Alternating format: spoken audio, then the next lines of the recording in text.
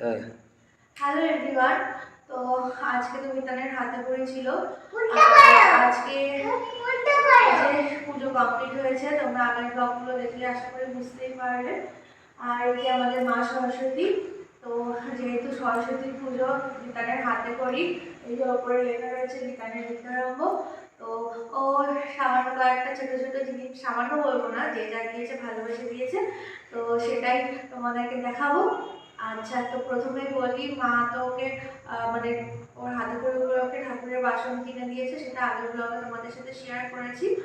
তো নেক্সট হলো এই দেখো, এই একটা সুন্দর কিউট ব্যাগ, এটা ওর কাকিয়া আর কাকাই মিলে দিয়েছে এই ব্যাগটা।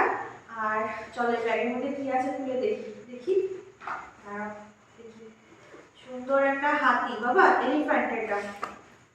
এই যে এখানে একটা চেন আছে, আর দেখছি দাঁড়াও।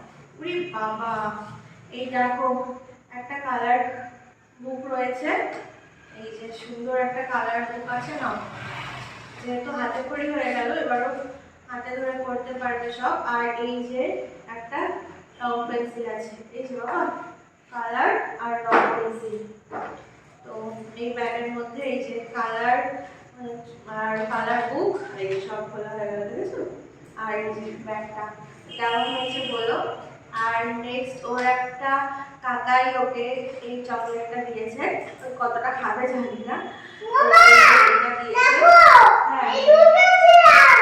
হ্যাঁ হ্যাঁ সব ঢোকাও।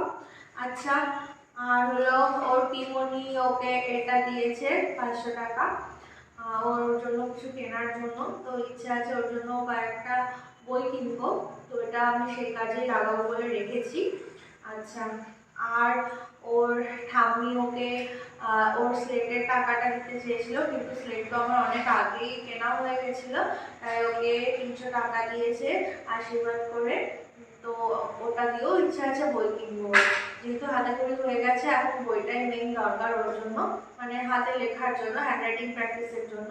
তো আর ওইগুলো দেখি দেখো ওগুলো কি করলো। আচ্ছা বাবা, তোমার কোনটা পছন্দ হয়েছে? এই যে ব্যাগ, এই যে কালার বুক, এই যে চকলেট, কোনটা পছন্দ? কোনটা? কালারগুলো পছন্দ, শুনেছো? কালারগুলো পেয়েছে, ব্যাস ওর থেকে খুশি আর কি আছে। সবার জন্য এরকম করে। আচ্ছা দেখছি আমি। তো চলো আজকের জন্য টাটা। সারাদিন প্রচুর ধকল গেছে, কালকের থেকে চলছে, আগামীকালও আছে, সব কাজ করতে হবে, তার সাথে ডিউটিও আছে তাল মিলিয়ে। তো আজকের জন্য এখানে শেষ করছি। তোমাদের গিফটসগুলো